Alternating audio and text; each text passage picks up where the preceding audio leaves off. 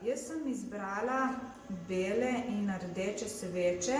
No, in zdaj je vprašanje, kako te sveče postaviti na te žeblje, da se nam sveča ne bo zdrobila, ker če nima od spodaj luknje in jo samo takole zapičimo gor, se zna zgoditi, da se nam sveča zdrobi.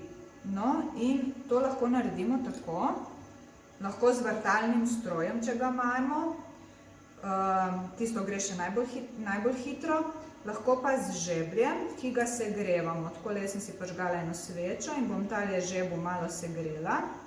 Tako.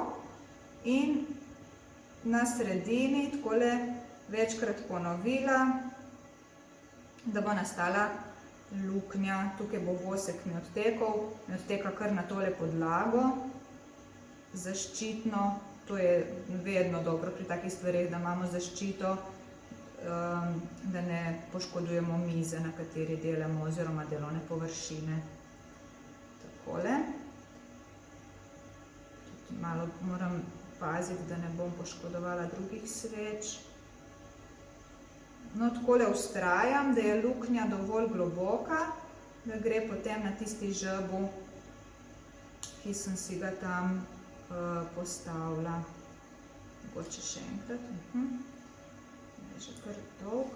No, poskusim. Tako.